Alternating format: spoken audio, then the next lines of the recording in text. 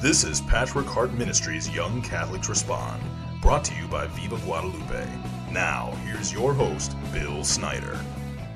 Hello, everyone, and welcome to this episode of Young Catholics Respond here on Patchwork Heart Radio.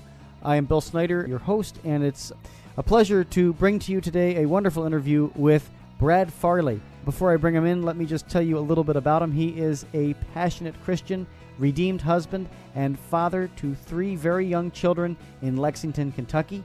Originally an engineer, he has become the founder of 2 Christian-based web platforms, Baptized.Life, an outbound marketing platform for visitors to find the Christian communities that fits their specific demographic, location, and scheduling needs, and also the Modern Testament, a developing platform to strengthen Christian communities through authentic life testimonies in a safe and encouraging way.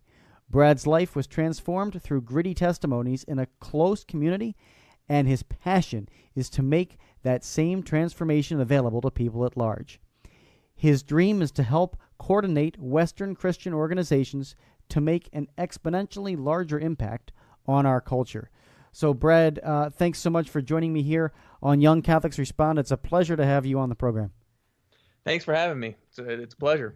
So, let's talk a little bit about you leaving your career as an engineer to start doing this online Christian ministry. It's quite impressive.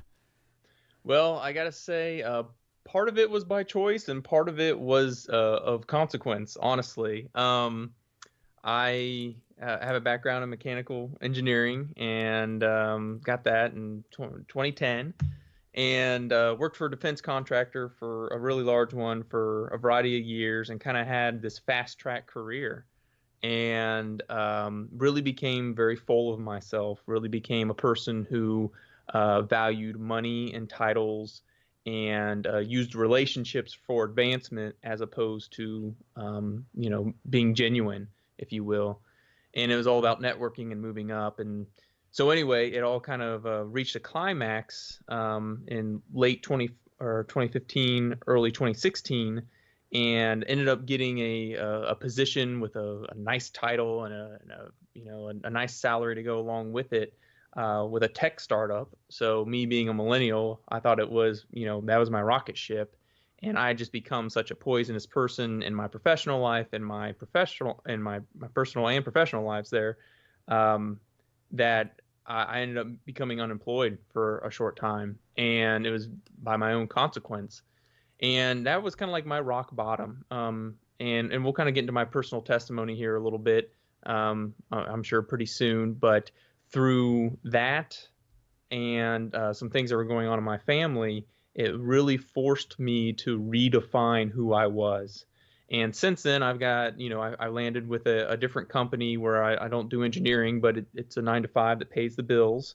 But I have become so impassioned, like the intro mentioned, where I now have a true relational belief in Christ that I want to give the platform for the stories that impacted my life and that are out there that need a place to be amplified. And so I just feel passionately enough about that I jumped both feet in and started creating the Modern Testament, and then by proxy trying a different thing with Baptized.Life in a way to try to help foster the connections to get people to tell their story of Modern Testament.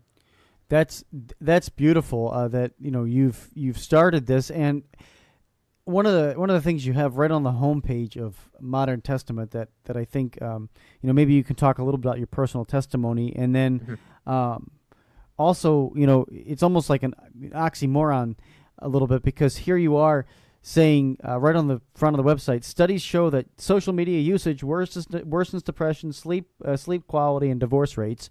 And then, oh, by the way, I'm going to be starting this community online. And I know it's a vastly different community. It's not a Facebook kind of community, but yeah, there's this paradox there. There's this paradox there. So maybe talk a little bit about if you want more of your personal journey, because I think that that's awesome. And then what makes this different? What is the community supposed to do here online? Well, I do think those things segue well. Growing up, I was a cultural Christian. We went to church for the big holidays, and maybe like once a month. So we were more frequent than I guess we could have been. And then growing up, I grew up in a United Methodist church, and in my teens, I got confirmed. I was baptized as a baby, and I got confirmed as a teen. But it was more just because that's what my friends were doing. And I was a good student, so I took the quizzes and all that kind of stuff, and that was grand. But as soon as I got to college, that all fell away, and I made a lot of really poor decisions. And nothing crazy, but I'll say just your typical college experience. And always kind of believed in God, but believed that I had a better impact on my fate than anything else. And ultimately, what happened, and I kind of go into this on my testimony on the Modern Testament, that a lot of my life became driven about proving myself, proving my value and worth to other people, and that manifested in itself in achieving, good grades, and then that manifested itself into relations with, different women. And then as I met my eventual wife and we were dating, I continued to try to live two lives. One with her, because I wanted to be with her and I wanted to grow a future with her. But then I still wanted to live that old college life. And there were plenty of points along the way where I would say, okay, I'm going to clean up my act now. I'm going to start living honest and right. But I was trying to do that all on my own accord, and I would fail every time. And I would further compartmentalize hidden secrets and different infidelities, and ultimately it grew to a point, like I mentioned earlier, where in the early parts of 2016. I lost my job for the first time ever in my life, and I didn't know who I was. And my wife was going through some personal struggles of her own as well. And everything that I defined myself with, every metric of success that I used to judge my worth, was tanking, was falling apart. And I began reading the Bible, and this is kind of a silly reason, but I intentionally started reading it to disprove why I wanted to believe in God. Not necessarily to disprove God, but to basically make my stand and prove my anger is justified because of XYZ.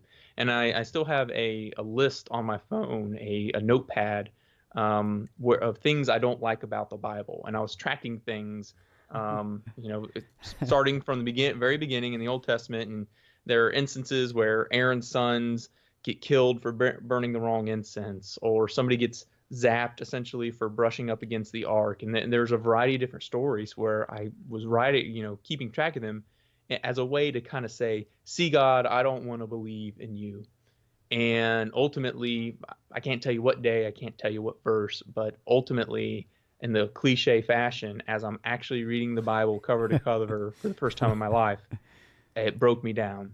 And that's when I started having a true relationship with Jesus. I gave it all to Jesus. And so why that segues into the social platform, is because so much of what we see, whether it be Facebook, whether it be advertising on TV or on the internet, it's trying to tell you how your life should be, trying to place us, trying to use that as the measuring stick. What's your job title? How much do you make? What things do you own? What things should you buy from company XYZ to prove that you are worth something to somebody?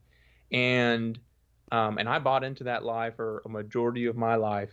And I got to say, just through the experience of coming to know Jesus truly, I feel impassioned to try to show that we can be honest with each other and we can support each other. And it does two things when that happens.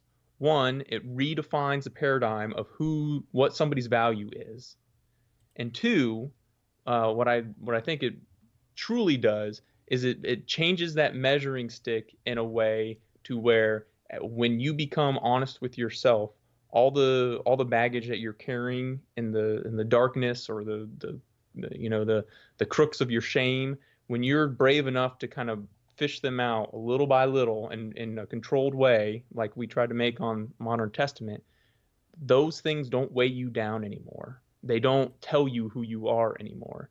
And so I'm trying to build this global community built on authenticity and encouragement, not comment sections or any of the things that plague current social media, but I'm not wanting to build a social media platform, but just a online community, which is so different in so many ways, to really try to bolster people up instead of tearing them down. Well, that is awesome. Brad, just having a great conversation with you. I have to take a short break here. Sure. And then when we come back, let's talk about all those different ways that these websites, do this, especially Modern Testament, but I know Baptized.Life has got some great stuff too. So we'll come back and we'll talk about the way that this website is designed not as a social media engine, but really, as Brad said, a community. So right back after this here on Young Catholics Respond. I'm Bill Snyder. Our Blessed Mother wants only the best for her children and has given us a special place where she promises to help all those who appeal to her motherly love and protection. Telling Saint Juan Diego that here I will alleviate the sufferings of all those who love me and seek my protection. That holy place is now the site of the beautiful Shrine of Our Lady of Guadalupe in Mexico City. If you would like to learn more about how you can visit this special place of grace, please visit vivaguadalupe.org for more information. Our Lady may be calling you now. Hello, everybody. Welcome back to Young Catholics Respond here on Patchwork Heart Radio. I'm Bill Snyder. Today, my guest is Brad Farley. He is the founder of two incredible websites, moderntestament.org and Baptized.Life. The first half of the interview, if you need to listen to it again, rewind it and listen to it again because it was great. He's talking about the just his personal journey, but also really about how he wants to establish this online community, not social media, where people can publish their story. This is a groundbreaking thing, and I want to find out from you, Brad, more about it, and Sure. about how people can really get involved in this, and really what is the nitty-gritty of Modern Testament.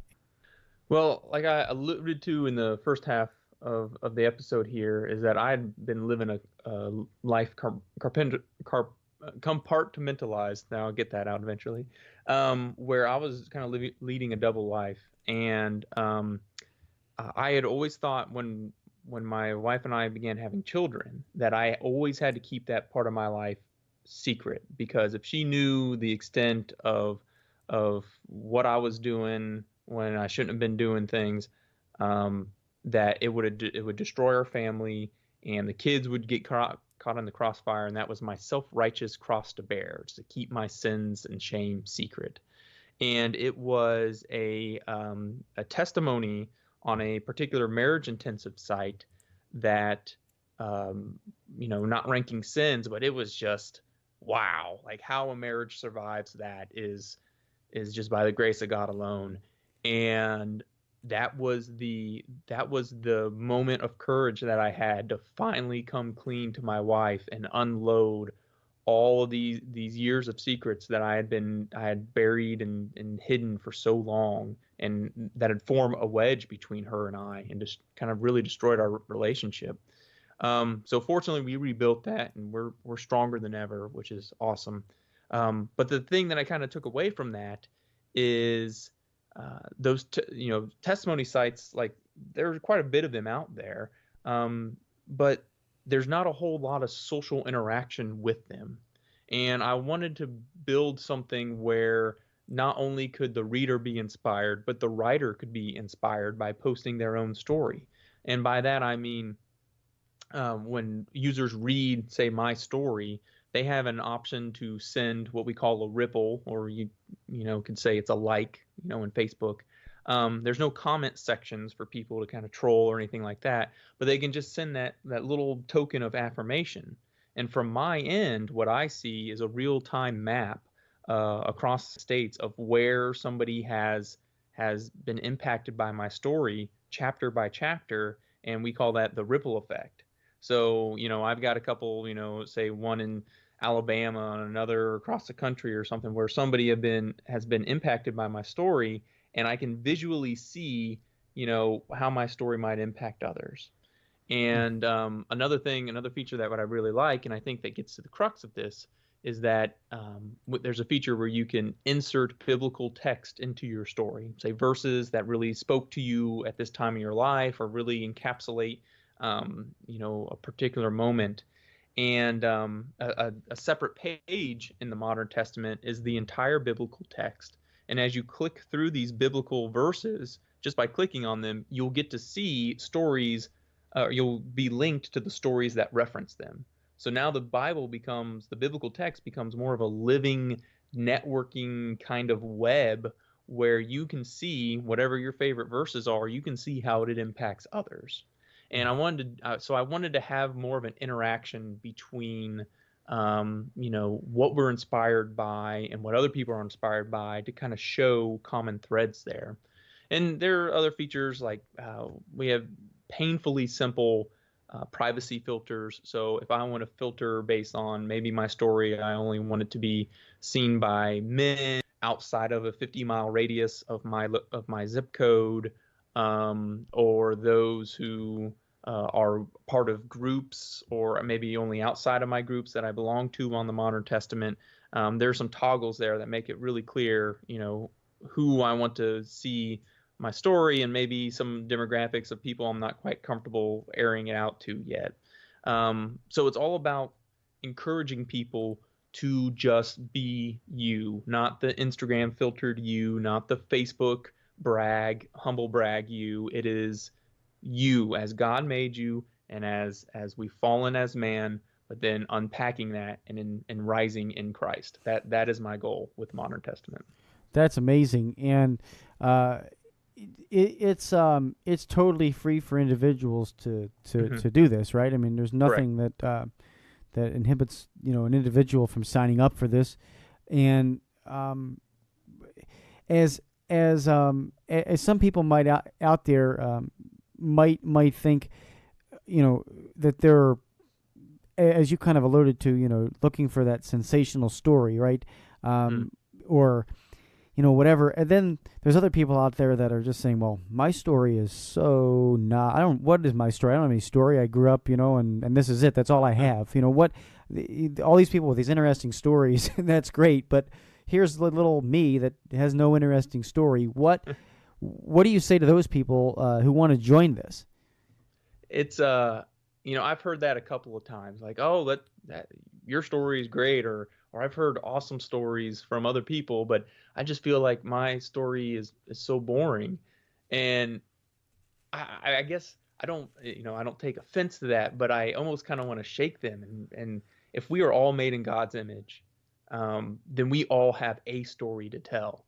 And there are plenty of people who have gone through the things that you've gone through, whether they be a faith crisis like mine was, or whether they be like, how do I be a good father and fight through the mundane work week, or how do I reconcile my beliefs with some of the things that my friends are doing. This is really meant to be a social journaling platform where it's not about the sensationalized entertainment of our story.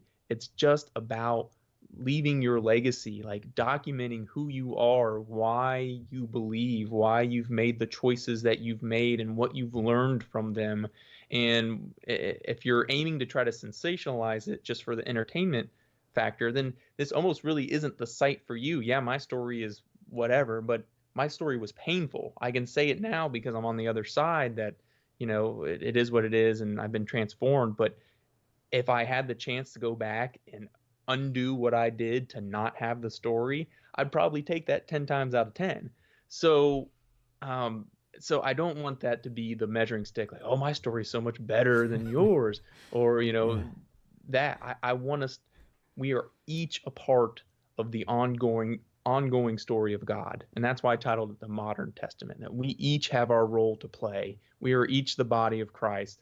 And if we can come together and we can start to see how God is moving through all of us, not just the ups and downs of our stories, but how he's speaking to us through his word and through our thoughts and our dilemmas and all of that, I think you could see something more profound than just a good story. You can see like an evidence of God moving in especially our culture that seems so distant from it today. Yeah, that's amazing, and I think that makes everything seem so inclusive. I just want to highlight something that you have on the on your About Us page, because I think it's so important for today's culture and world, that you welcome people of all walks of life. Yes. No matter race, gender, sexuality, demographics, life choices, you're welcome at the modern Testament. And I think that there's no judge. Here, no one's judging you. No one's comparing you to something. No one has to have a a certain status, a certain social media status. It's just as being a real person in a online community. And how refreshing is that? I know. We need that more than ever these days. Yeah, we right? do. And we've intentionally designed Modern Testament. Like I mentioned, there's no comment sections, and for this first version, there's no even direct messaging, because we don't want people to abuse that like it gets abused on so many platforms today. The only direct communication is through organized or moderated discussions when you belong to a group or that an organization hosts. So it's more meant to kind of mimic a life group or a small group kind of topical conversation. Yeah. And it's not so much about trying to get laughs or likes on your comment. There's none of that structure in place. Right. How beautiful is that? And I think you maybe just even segued a little bit into your next website, Baptized.Life, because after this, after you participate in that Christian community, then you're called maybe to step into a real one, a real like physical location, church, Right. and I think as people come out of, I don't want to necessarily say come out of the shadows, but maybe so, by opening up through your testimony and opening up slowly and reading other people's stories at your own pace, and maybe some non-believers stumble in this, or maybe other people stumble in this deep in their faith, and then they realize, hey, you know what? I ought to return to church. I ought to go back, and that kind of sounds like what Baptized.Life is all about. But do you want to maybe just talk to us a little bit about that? Right. Absolutely. So Baptized.Life is kind of scratching the other itch that I have. A transformational part of my life and my wife and I's marriage. We happen to be at the right church, the right small group, with the right senior leader of the small group who referred us to the right marriage intensive, who had the right website, who had the right testimony that encouraged me to come clean and for us to go and kind of reconcile ourselves in Jesus.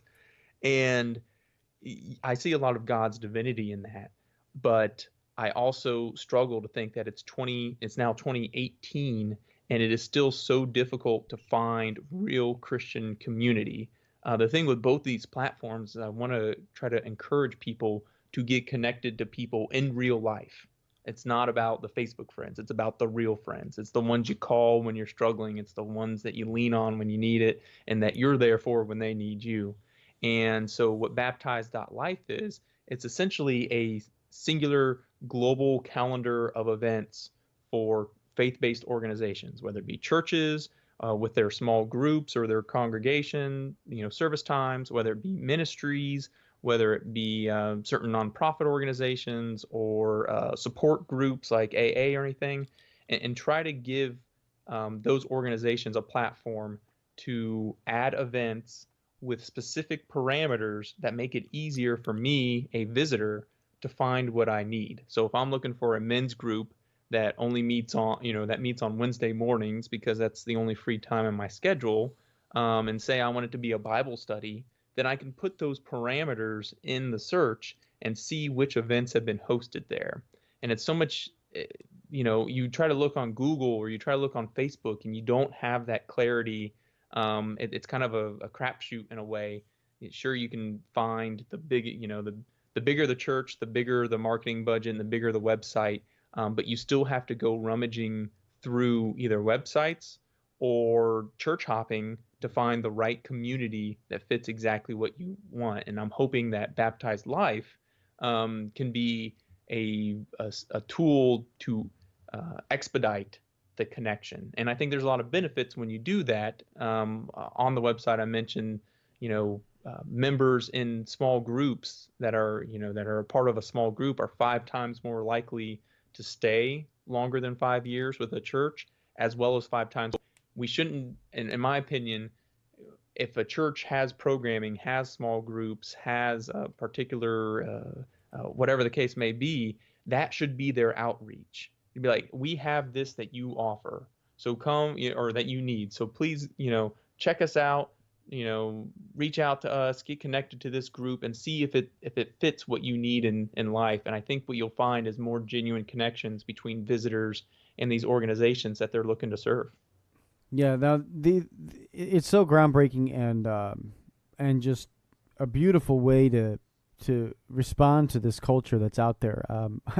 I always use the title of my show 2 different ways. Young Catholics respond to the culture. This is that response to the culture that we live in, and then it's also the call to action. Well, young Catholics, go respond. And I think that your platforms and your ingenuity is just unbelievable, and I hope that many of my listeners sign up, get connected to this website, these websites, Baptized.Life, and then also not the Modern Testament, just moderntestament.org. Check out both of them. They're wonderful. Brad, I want to make sure, I just got about a minute left, so I want to make sure that I let you say any last stuff that I didn't ask you or whatnot. Do you have anything you want to share or say? I guess I always like to take the opportunity to encourage people to truly put their trust in God. If you are in a spot where you've been carrying things around that's kind of nagging at you, maybe some things from your past or your things from you're presently dealing with, and you think it's no big deal, sin's power resides in the shadows. So whether it be on Modern Testament or not, just find the community that you can be yourself. Find the accountability, partners or friends that you can be open and honest with, and that is the best way, in my estimation, to truly live a God-filled life, is by being who God made you to be and owning up to where your humanness falls short. And if you can do that in a community, however big or however small, I think you'll really start to appreciate God's grace so much more when you start sharing your true, real, non-filtered life with other people. Well, Brad, that is such great advice, and thank you so much for being with me here today on Young Catholics Respond. It's been a pleasure to have you, and best of luck as you continue to develop these amazing platforms. The honor's mine. Thanks so much. All right, well, this has been an episode of Young Catholics Respond on Patchwork Heart Radio. Until next time, from all of us at Patchwork Heart Ministry, I'm Bill Snyder. Keep beating to your Catholic heart. This has been an episode of Young Catholics Respond. For more information about this program or Patchwork Heart Ministry, visit patchworkheart.org. That's patchworkheart.org. Or email info@patchworkheart.org.